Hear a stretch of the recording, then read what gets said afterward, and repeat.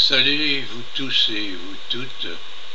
Je prends la parole un tout petit instant parce que il y a 2 jours, lorsque je regardais le journal télévisé, j'ai pu constater ce qu'il disait, c'est-à-dire qu'il n'y a jamais eu autant de riches en France, ce qui confirme une de mes vidéos précédentes qui disait que finalement l'argent allait bien quelque part. Je ne dis pas que ce sont les riches, uniquement les riches, sinon, mais je veux dire, les banques, elles sont riches aussi, je veux dire, mais toute la richesse de la planète ne s'est pas évaporée comme ça à l'extérieur, c'est ce que je disais.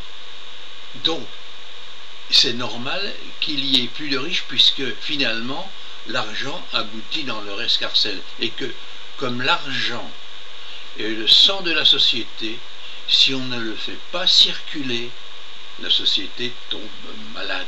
Exemple, manque d'oxygène. Vous savez, le sang transporte de l'oxygène, l'argent transporte certaines valeurs et certains pouvoirs d'achat notamment.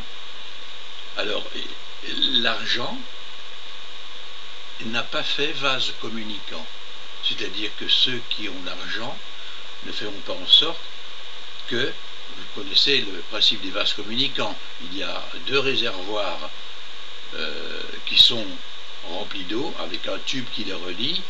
S'ils sont au même niveau, je veux dire si les 2 réservoirs sont au même niveau, eh bien l'eau est au même niveau. Mais si à un moment donné un baisse de niveau, eh bien l'eau va augmenter dans l'un et perdre dans l'autre. Si maintenant on les remet en équilibre, les réservoirs, mais qu'on bouche le tuyau en bas, eh bien le réservoir rempli d'eau reste rempli d'eau et l'autre réservoir qui n'avait presque plus d'eau n'a presque plus d'eau. Donc il faut se dire aussi que tout l'argent,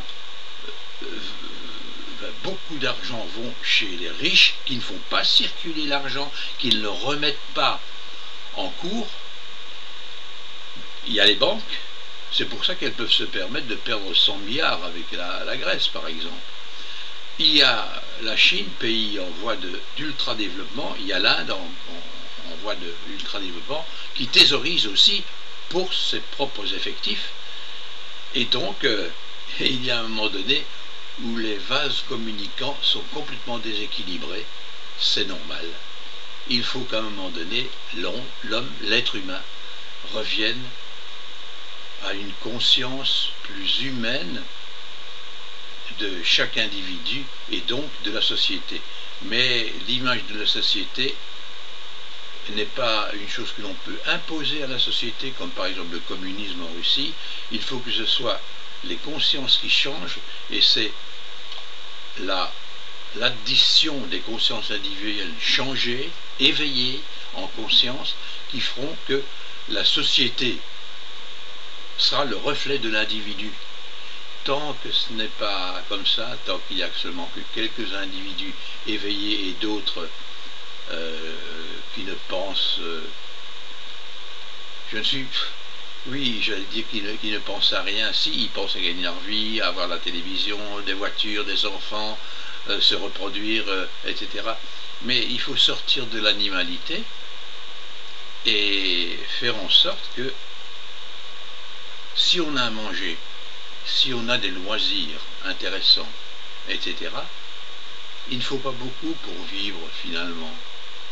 Et donc, l'avidité, la cupidité font en sorte que, pour l'instant en tout cas, la société est bien malade et il y a longtemps que ça lui pend au nez. Voilà, bye bye, au revoir.